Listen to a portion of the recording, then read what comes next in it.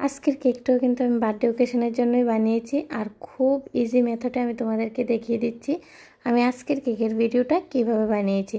ভিডিওটাকে যদি স্কিপ না করে দেখো আশা করি পুরোটা কেকের ডিজাইন তোমরা করে নিতে পারবে। তো হ্যালো ফ্রেন্ডস, আশা করি তোমরা সবাই খুব ভালো আছো, আমি অনেক অনেক ভালো আছি।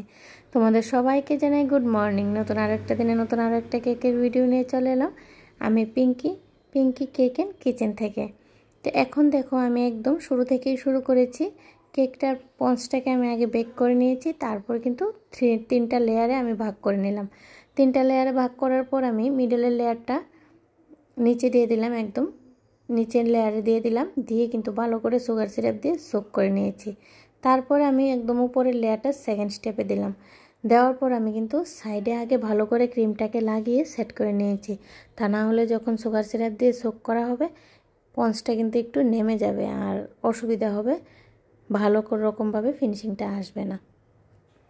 তার জন্য কিন্তু আমি আগে সাইডটাকে ক্রিমের সাহায্যে ভালো করে লাগিয়ে নিয়েছি, তারপর আমি সুগার সিরাপ দিয়ে সোক করেছি। এখন আমি দেখো আবারও ক্রিম দিয়ে দিলাম, আবার ক্রিম দেওয়ার পর ভালো করে কেকের মধ্যে লাগিয়ে নিচ্ছি। তারপর এভাবে কিন্তু আমি আর একটা লেয়ারও দিয়ে দেবো, সবচেয়ে নিচের লেয়ারটা আমি একদম সবচেয়ে উপরে দেবো কিন্তু, তাহলেই ফিনিশিংটা আমার মনে হয় ভালো আসে। অনেকে অনেক রকমভাবেই দেয়, আমি এভাবেই দিই।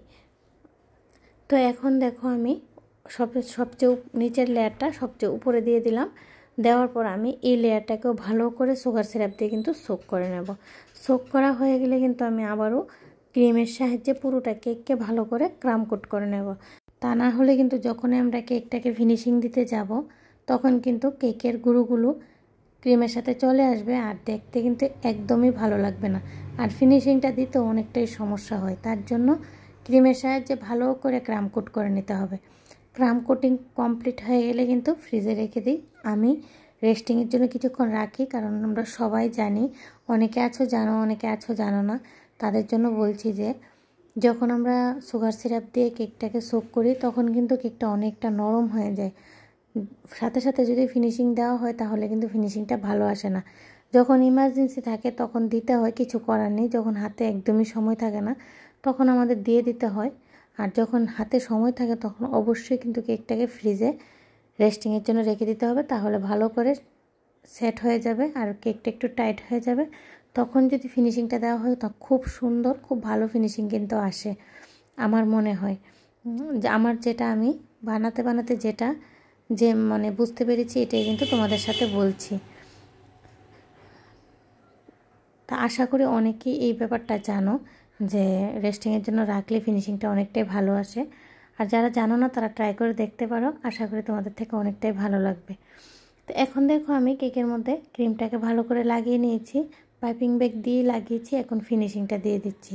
আমার কেক বানানো যদি তোমাদের থেকে ভালো লাগে আর আমার কেকের ভিডিওগুলো দেখে যদি তোমরা একটু হলেও উপকৃত হও তাহলে অবশ্যই চ্যানেলটাকে সাবস্ক্রাইব করে পাশে থাকা বেল আইকনে ক্লিক করে দেবে, তাহলে যখনই আমি নতুন নতুন কেকের ভিডিওগুলো আপলোড করব সর্বপ্রথম কিন্তু তোমাদের কাছে এসে পৌঁছাবে। দেখো আমার ফিনিশিংটা কিন্তু কেকের মধ্যে ক্রিমটা কিন্তু লাগানো কমপ্লিট হয়ে গেছে। এখন আমি সাইডে কিন্তু একটু কোমের সাহায্যে ডিজাইনও দিয়ে দেবো, আর সাইডে কোমের সাহায্যে ডিজাইনটা তোমাদের ইচ্ছে মতো তোমরা দিতে পারো, যার যেভাবে ভালো লাগে। কোমের মধ্যে অনেক রকমের ডিজাইন থাকে, একটা কোমের মধ্যে 3টা ডিজাইন থাকে, এরকম অনেকগুলো কোমই পাওয়া যায় অনেক রকম ডিজাইনের। যার যেভাবে ভালো লাগে সাইডের ডিজাইনগুলো চেঞ্জ করে দিতে পারো কিন্তু। তো আমার এই ডিজাইনটা মনে হয়েছে দেওয়ার জন্য, তাই কিন্তু আমি এই ডিজাইনটাই দিয়ে দিলাম। তো কোমের সাহায্যে ডিজাইন দেওয়ার পর দেখো উপরে কিছু ক্রিম চলে এসেছে, ওই ক্রিমগুলোকে আমি ভালো করে সরিয়ে নেব আর সুন্দর করে ফিনিশিংটা দিতে হবে। চেষ্টা করতে হবে ফিনিশিংটা যাতে একটু ভালো আসে, তা না হলে কিন্তু কেকের ডিজাইনটা দেখতে ভালো হবে না। প্রথম হয়তো বা ফিনিশিংটা এত একটা ভালো আসবে না, কেক বানাতে যত সময় যাবে ফিনিশিংটা কিন্তু তত সুন্দর হয়ে যাবে, আশা করি সেটাই হবে। এখন আমি জেল নিয়ে নিলাম, আর জেলের মধ্যে কিন্তু আমি নিউট্রেলা জেলটা নিয়েছি, আর এখানে কিন্তু রেড কালারটা অ্যাড করে নিয়েছি, ভালো করে স্মুথ করে নিয়েছি চামচের সাহায্যে।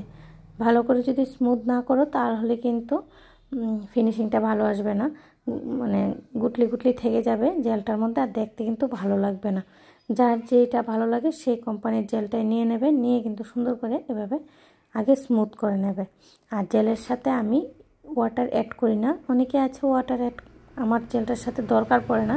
আমি যখন কালার অ্যাড করি তখন একটু স্মুথ চামচের সাহায্যে একটু ধৈর্য সহকারে স্মুথ করে নিলেই কিন্তু অনেকটা স্মুথ হয়ে যায়, আর ওয়াটার অ্যাড করার কোনো দরকার পড়ে না। তোমাদের কাছে যদি মনে হয় যে একটু ঘন আছে জেলটা, তাহলে অ্যাড করে নিতে পারো, তো কোনো সমস্যা হবে না। বেশি পাতলা করলে কিন্তু জেলটা খারাপ হয়ে যাওয়ার চান্সটা অনেকটাই বেশি থাকে। একটু ধ্যান দিয়ে কাজগুলো করবে। এখন দেখো আমি রোজটাকে বানিয়ে নিচ্ছি, আর কিভাবে রোজটা বানাচ্ছি পুরোটাই তোমাদের সাথে শেয়ার করছি। আশা করি তোমরা বুঝতে পারছো। আর যদি তোমাদের তারপরেও কোনো সমস্যা থাকে অবশ্যই আমাকে কমেন্টে জানাতে পারো, তোমাদের সুবিধা মতো ভিডিও অবশ্যই নিয়ে চলে আসবো।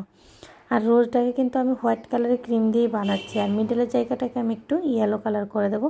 আমি এখানে স্প্রে কালার ইউজ করেছি ইয়েলো করার জন্য, আর আমি আর দেখালাম না কারণ আমি বাইরে থেকে স্প্রেটা করে নিচ্ছি, তা না হলে কেকের উপরে ইয়েলো কালারগুলো ছড়িয়ে ছিটিয়ে যেত আর দেখতে কিন্তু ভালো লাগতো না।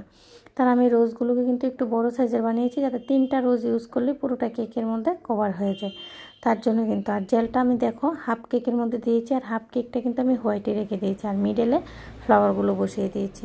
এখন আমি পাতাগুলো দিয়ে দিচ্ছি।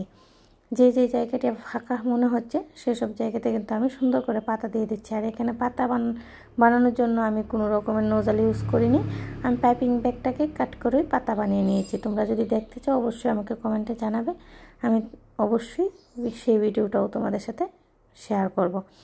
আর এখন কিছু সুগার বল দিয়ে দিচ্ছি, ছোটো বড় সাইজের গোল্ডেন কালারের সুগার বল পুরোটার মধ্যে আমি দিয়ে দেবো। প্রথম মনে করেছি যে এক সাইডে আমি সুগার বলটা দেবো, কিন্তু আমার পরে মনে হয়েছে যে না, সবটার মধ্যে দিয়ে দিলে অনেকটাই ভালো লাগবে, তার জন্য আমি সবটার মধ্যে কিন্তু দিয়ে দিলাম।